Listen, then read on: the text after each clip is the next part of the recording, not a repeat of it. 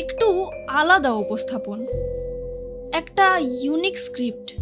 কোনো আইডিয়া কেন আসছে না মাথায়? আমার ছোট্ট স্টুডিওর সবচেয়ে ভ্যালুয়েবল জিনিসটা কিভাবে যে সবাইকে একটু ইউনিক ওয়েতে দেখাবো। সবাই তো প্রায় একই রকম ভাবে শুরু করে, একটু আলাদা কিভাবে করা যায়? সবার থেকে আলাদা। সবার মতো আমিও তো প্যাকেট থেকেই সবকিছু বের করেছিলাম। ইউজুয়াল একটা কার্টুন বক্স, চাকু দিয়ে গোতাগুতি করে বক্স ওপেন করার পর প্রথমেই ছিল সেই বিখ্যাত ম্যানুয়াল। সবার মতোই কয়েকটা পাতা উল্টিয়ে সাইডে ফেলে দিলাম। এরপর বের করলাম 15 ফুটেরও বেশি লম্বা পাওয়ার কর্ড। এত বড় পাওয়ার কর্ড থাকায় মাল্টিপ্লাগের ঝামেলা পোহাতে হয় না। একটা রিফ্লেক্টরও ছিল সাথে, লাইটকে বিম আকারে থ্রো করার জন্য। তারপর সেই বিখ্যাত Godox SL 60W, এমন জিনিস এর আগে কখনো পাইনি, কখনো নিজ হাতে এত দামি লাইট ধরিও নি। অনেক এক্সাইটেড ফিল করছিলাম তখন, কিন্তু আমার মুখটা দেখেন, কেউ বলবে এটা এক্সাইটেড ফিল করা মুখ? দেখে মনে হচ্ছে কেমন বিভ্রান্ত একটা মানুষ। আসলেই কি বিভ্রান্ত, নাকি অন্য কোনো অনুভূতি যেটা চেহারা বা ভাষায় প্রকাশ করা যায় না?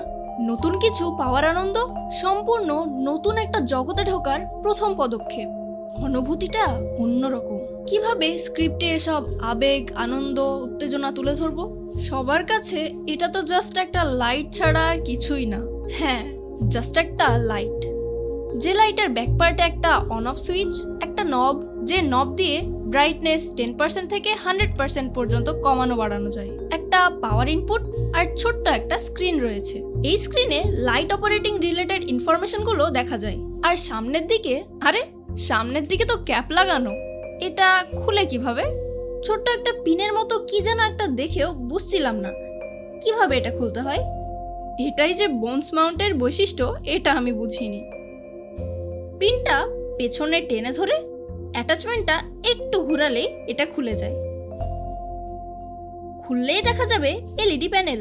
এই ছোট্ট বর্গাকার এলইডি থেকেই এমন তীব্র আলো বের হয়। ভয়ে আমি এটাই করতে সাহস পাচ্ছিলাম না। কি বোকা আর ভীতু আমি। আচ্ছা, এই বোকামিগুলো কি ভিডিওতে রাখা ঠিক হবে? স্ক্রিপ্টে এই বোকামি নিয়ে কিভাবে লিখবো? কি বলবে মানুষ এমন বোকামি দেখে? অবশ্য বোনস মাউন্ট কি জিনিস সেটা যারা জানে না, তাদের জন্য প্রথমবার নিজেকে বোকা বোকা লাগতেই পারে, স্বাভাবিক। এই বোনস মাউন্টের সুবিধা হলো এই লাইটের সাথে সেম মাউন্টের যে কোনো অ্যাটাচমেন্ট সহজেই সেট করা যায়। যেমন ক্যামেরাতে বিভিন্ন লেন্স লাগানো হয়। যার ক্যামেরাই নাই, সেই আমি কিনা ক্যামেরা আর লেন্সের উদাহরণ দিচ্ছি। যেটা আমার আছে এই গডক্স লাইট, সেটার বৈশিষ্ট্যই তো ভালো করে তুলে ধরতে পারছি না। আচ্ছা, স্ক্রিপ্টের কোথায় অ্যাড করব যে এর হোয়াইট ব্যালেন্স ডে লাইট, মানে 5600 কেলভিন, আর এটা 60 ওয়াট বাট 4500 লুমিনের একটা লাইট, যার ফলে প্রচুর তীব্র আলো দেয়। আর এর সিআরআই ভ্যালু 93। সিআরআই ভ্যালু এই টার্মটা তো আগের একটা ভিডিওতে বলেছিলাম। সিআরআই হলো কালার রেন্ডারিং ইন্ডেক্স। সহজভাবে বলতে গেলে কোনো বস্তু আমরা যখন সূর্যের আলোতে দেখি, তখন ওই বস্তুর যে রং দেখতে পাই, ওই একই বস্তু কৃত্রিম সাদা আলোতে কতটা একই রং প্রদর্শন করে, সেই রেট এটা 0 থেকে 100 এর মধ্যে পরিমাপ করা হয়। অর্থাৎ সিআরআই 95 থেকে 100 এ যদি থাকে, তাহলে বুঝতে হবে সূর্যের আলোতে কোনো বস্তু যেমন কালার শো করে, এই আলোতেও প্রায় একই কালার শো করে। 95 থেকে 100 পর্যন্ত সিআরআই কে বলা হয় ফেনোমেনাল সিআরআই, আর 90 থেকে 95 পর্যন্ত সিআরআই কে বলা হয় গ্রেট সিআরআই, আর 80 থেকে 90 পর্যন্ত সিআরআই থাকলে সেটাকে বলা হয় গুড সিআরআই। বিলো 80 সব সিআরআই খারাপ। আচ্ছা, ওই ভিডিওর ফুটেজটাই তো এই ভিডিওতে ইনক্লুড করে দিলেই হয়, কিন্তু এটা কি ভালো দেখাবে? সেটা ভালো দেখাক আর না দেখাক, আমার গডক্স লাইটটা কিন্তু দেখতে অনেক ভালো লাগে। আর এর আলোতে আমার সস্তা ফোনে শুট করা ভিডিও অনেক ভালো লাগে।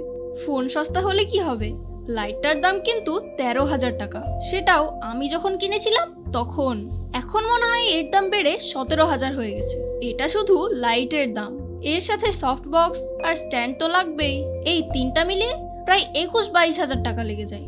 আচ্ছা, সফট বক্স কি এই ভিডিওতেই দেখিয়ে দেব? আর স্ট্যান্ড আর লাইটিং সেটআপ টিপস? আরে না, এগুলোর জন্য আলাদা ভিডিও করা যাবে।